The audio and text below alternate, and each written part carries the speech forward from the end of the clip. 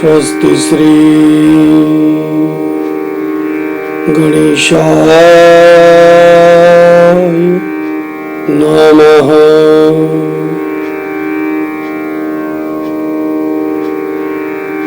श्री सरस्वत्यै नमः। श्री गुरुभ्यो नमः। ओम नमो भगवते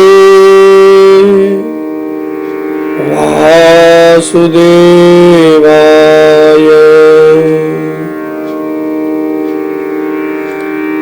नारायणं नमस्कृत्य नरं चैव नरोत्तमं देवीं सरस्वतीं व्यास ततो जयमुदीरयेत्।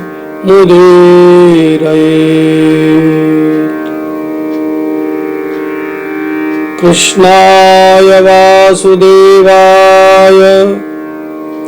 हरये परमात्मने प्रणतक्लेशनाशाय गोविन्दाय नमो नमः। सच्चिदानन्दरूपाय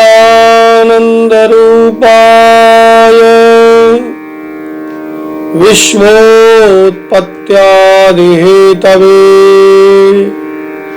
तापत्रय विनाशाय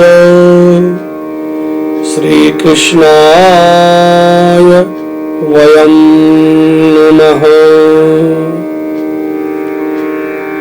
बालकृष्ण लाल की जय। कार्तिक महात्मा की जय। जय जय श्री राधे। जय जय श्री राधे। जय जय जय जय जय जय श्री राधे श्याम। सभी को जय श्री राधे, जय श्री राम। आइए कार्तिक मास महात्म्य के अष्टम अध्याय की कथा में प्रवेश करें। और तब जलंधर की कथा को आगे बढ़ाते हुए देवर्षि नारद जी कहने लगे, हे प्रथु, जलंधर के वहां पहुंचने पर जलंधर ने हमारा बड़ा आदर सत्कार किया, भक्तिभाव से पूजन विनती की। और तब मुझसे कहने लगा कि महाराज, आपका आगमन किस अभिप्राय से हुआ है, बताइए।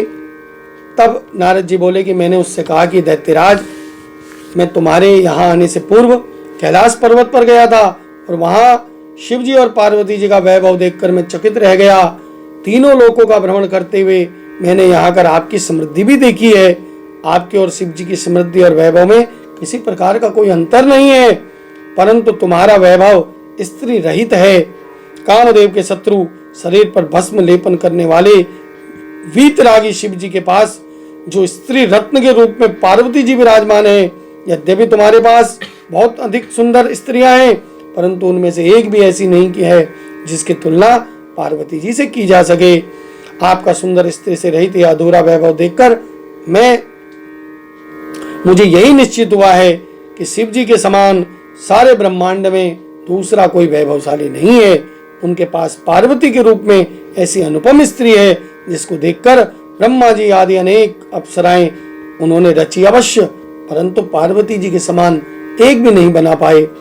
तब नारद जी के आगे नारद जी ने राजा पृथु से कहा कि मैं तो यह बात कहकर चला आया, किंतु पार्वती जी की अपूर्व सुंदरता की बात सुनकर जलंधर कामदेव के ज्वर से पीड़ित हो गया।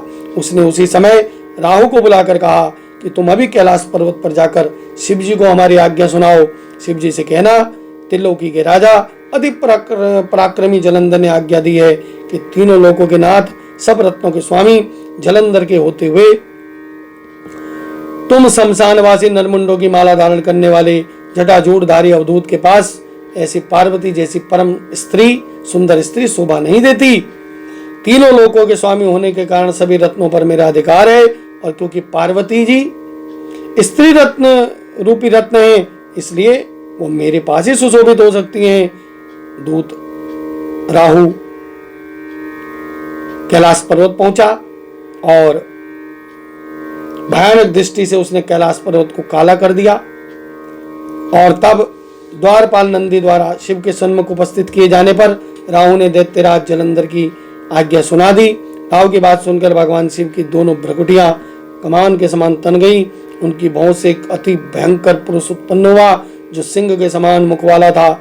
उसके लाल लाल अग्नि के समान विकराल नेत्र थे, सारे शरीर पर बड़े बड़े बाल खड़े थे। उत्पन्न होते वो भयंकर मनुष्य विकराल मुख फैलाकर राहु को खा जाने के लिए आगे बढ़ा। अब तो राहु भयभीत होकर दौड़ने लगा और कहने लगा, हे देवो, हे महादेव, मैं तो एक ब्राह्मण हूं और दूत के रूप में आया हूं, मुझे कृपा करके मत मारिए। तब यह बात सुनकर भगवान शंकर ने उसको आकाश में फेंक दिया, और तब भयंकर पुरुष शिव जी के पास आया और अत्यंत विनीत स्वर में बोला कि मैं भूखा हूं, कृपा करके मुझे कुछ खाने को दीजिए। तब भगवान शिव ने कहा, तुम अपने हाथ पैरों को खा जाओ।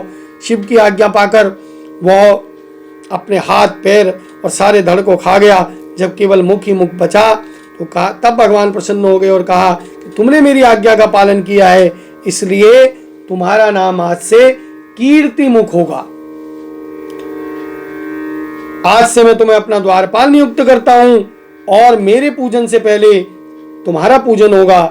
इसीलिए शिवालय में जब भी आप पूजन करें तो सबसे पहले द्वारपाल के रूप में कीर्ति मुख के लिए दोनों कोनों पर जल अवश्य चढ़ाएं, उसके बाद ही शिवालय में प्रवेश करें, वह अन्यथा शिव पूजा अधूरी मानी जाती है।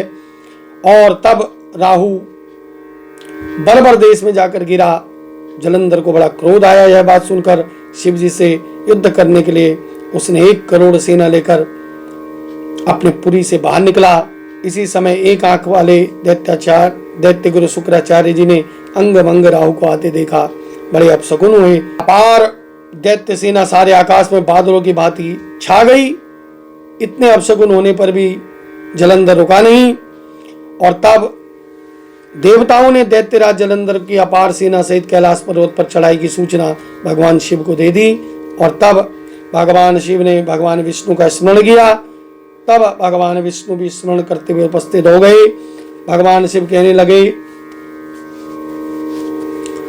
नारायण से कि हे नारायण, तुमने इस पीड़ा देने वाले महादैत्य को अब तक क्यों नहीं मारा? इतना ही नहीं, आप श्री लक्ष्मी जी सहित स्वयं उनके घर में विराजमान हो गए, इसका क्या कारण है?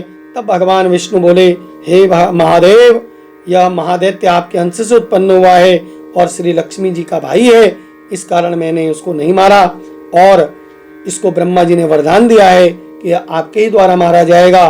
भगवान विष्णु की बात सुनकर शिव ने कहा, यह तेजस्वी हमसे भी ऐसे नहीं मारा जाएगा, इसलिए इसको मारने के लिए आप अपना तेज देने की कृपा करें। तब भगवान शिव के वचन सुनकर श्री विष्णु भगवान से समस्त देवताओं ने अपना अपना तेज भगवान शंकर को प्रदान किया। तब उस तेज को इकट्ठा करके भगवान शंकर ने ज्वालामाली नाम के सुदर्शन चक्र और एक वज्र को बनाकर जलंधर के लिए रख लिया और युद्ध के लिए तैयार हो गए। तब शिव जी के भूतगणों की सेना देवताओं में सम्मिलित हो गई। इधर जलंधर सेना सहित कैलाश पर पहुंच गया, इधर कीर्तिमुख और नंदी सहित सब देवताओं की सेना भी युद्ध के मैदान पर डट गई। तब जलंधर और भगवान शिव का बहुत भयानक युद्ध हुआ।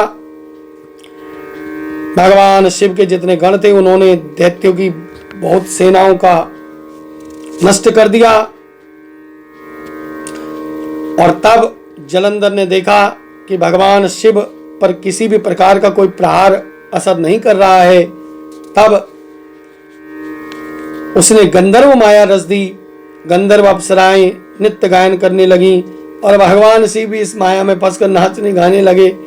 और तब माया में भगवान शंकर को फंसा हुआ देखकर महादेव का रूप धारण करके यह जलंधर पार्वती जी के सन्मुख पहुंच गया और उनका सुंदर स्वरूप देखकर कामंद हो गया।